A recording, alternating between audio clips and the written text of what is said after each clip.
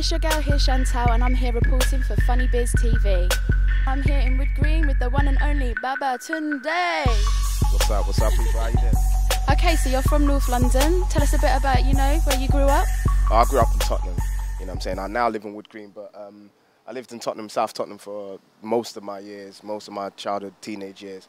And it's nice, it's good, it's a bit rough sometimes, but, every single area is. But, I'm a bad man for life, so kill off anyone round that tries it with me, you get me? Okay, so how long have you been doing comedy for, and can you tell us a bit about your first show? Oh, okay, I've been doing comedy now for 6.5 years. I sound old.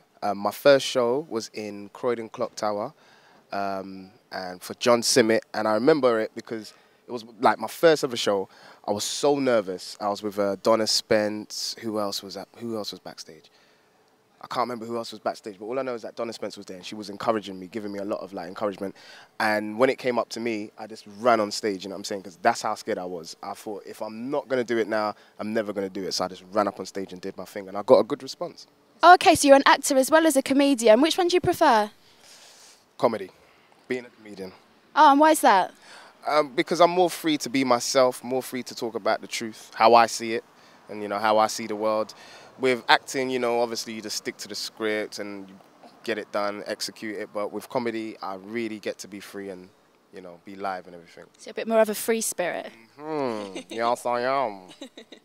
Okay, so you were the first comedian to talk about grime MCs on stage. Yes, I was. What motivated you for that?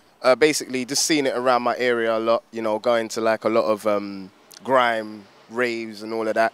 And, I used to try and be a grime MC myself, believe it or not. But I was proper terrible, so I just thought I might as well just bust joke, you know what I'm saying? Bust joke about it. So I'm not going to get you're not going to spit something for me right now? You know what I'm saying? My lyrics right now, obviously man's a deadly MC right now, but you can hear the tune in the background. I don't want to spit right now, but it's a real, you know what I mean? Yeah, it's a real thing. Okay, so I've noticed on YouTube you've got something on there about the Babatunday show. What's this about? Well, Babatunday show is a sketch show, my sketch show, which obviously I'm definitely going to be developing more. People are definitely going to see more of that. But it's just, sketches and comedy from my point of view, how I would like to see, sketches done, how I believe they should be done. So, yeah. That's branching out on your own as well, expanding the brand. Yes, I am. Yes, I am. So you've got the show there. Can you tell us a bit about all the characters and that you have on the show? Well, we got 3 sketches up now. The first one was the most popular one, which was the Nollywood sketch that I did, which was called Part 1. And there'll be Part 2 coming soon. I know everyone keeps asking me about it, but it will be coming. And then obviously we're going to extend it and do other Nollywood sketches. But that was really about a Nigerian family with a Ghanaian houseboy and, the conflict between his culture and the Nigerian culture. And the first one was about basmati rice, and obviously that went down really well. We also had the Marks and Spencer advert, which I twisted, and I did it on Nigerian food. So I had the sexy voice talking about pounded yam and egusi stew and chin chin and all of that. And then also we did a sign language sketch that I thought was proper funny. A lot of people didn't really find it funny, but I thought it was funny because I've always seen this the sign language people doing their thing really late, like 4 o'clock in the morning. And so I'm thinking to myself, all right then, what's that about? I'd like to see it on Channel U and how they would do it on Channel U. And so I had the guy dancing and, raving out. So it was a good one. Okay, so you've been doing comedy for a lot longer than people actually think. How would you describe your progression and where you are right now? Okay. Well, I've matured rapidly over the last couple of years, to be honest. Certain things that I used to find funny, I don't really find them funny no more. I'm trying to be more of let's say a Chris Rock type, somebody who's, executes smart comedy, really intelligent social commentary comedy. And I'm just kind of trying to step out of, the whole boundaries, always talking about Africa and, everyone else is doing now the grime jokes. So I'm kind of stepping out of the things that I've already done and everybody's now, I wouldn't say copying, but have picked up on. And I'm just really trying to be my own comedian, with my own points of views and actually talking about things that are actually true.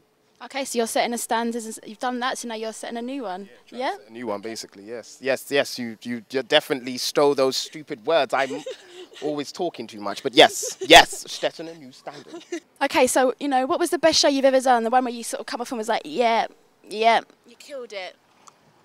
In all honesty, and this is not me just being biased, Kojo allowed me to do The Fresh Prince of Hackney, and that was one of the greatest experiences I've ever had, because I was up there, I think I got like 10 or 15 minutes, and the crowd were really, really, really like good. They were really responsive to all my jokes, and it was a great night. Every single comedian had a great night, you know what I'm saying? Obviously Kojo, he came and he just ripped it at the end, but for me, him giving me that opportunity to actually do that at his own one-man show, that was the best experience, and I got a really, really good response.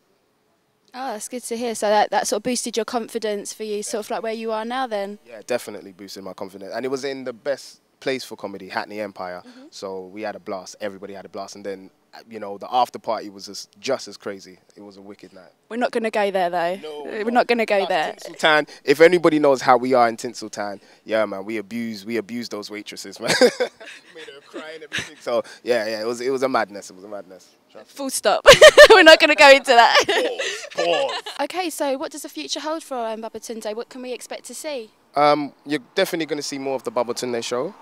Hopefully more one-man comedies, one-man stand-up shows. I just need to kind of just, you know, make sure I get the material. But definitely me more acting, because I did Doctor Who, I've done Law and Order, I've done a lot of theatre shows, so you're definitely going to be seeing me in more TV shows and more films. And yeah, just more of me trying to reach the top, you know what I'm saying? Get to the top, reach my peak. That's good. So are you a comedian that's going into acting, or are you comedian stroke actor? Stroke actor. Stroke actor. No homo. Okay, so what do you think of the comedy in the UK at the moment? How did you think it can improve? To be honest, I really do think that each comedian needs to set his own standard, you know, his own high standards, and try and reach a certain goal. I think a lot of comedians right now, a lot of young comedians are coming into it, and, you know, because they know they're funny, trying to do it. And I just think that now we really, really need to focus on what it is that we're saying, what it is that, how we're portraying ourselves. We need to also think about how we conduct ourselves on and off stage, you know what I'm saying? Because I think a lot of people are getting into this whole celebrity thing, and I think that now we just need to focus on what it is that we're saying, what we're doing as comedians. We're here to bust joke and tell the truth to everybody, you know what I'm saying, even if it hurts or it doesn't. So I just think we just need to set high standards for ourselves as individuals. And I think that's when we will begin to reap the fruits of what it is we're doing. It's good. So we're going to see more high standards from you. We've got a lot more good things to come from yourself then. Definitely, definitely. Right now, a bit more of a personal question. When was the last time you had a fight, and what was it over? Last time I had a fight, basically, me and my mum, we got into it. With your mum? Should we cut? Okay, it's been great interviewing you, Babatunde. I look forward to all the good things we've got to come, including the acting as well. Thank you very much. Well, I'm Chantal, reporting for FunnBbizz TV. Don't take the camera off. Man, all day, every day, better than me. My man, wheel it. Sorry, I had to join in and jump with FunnBbizz TV.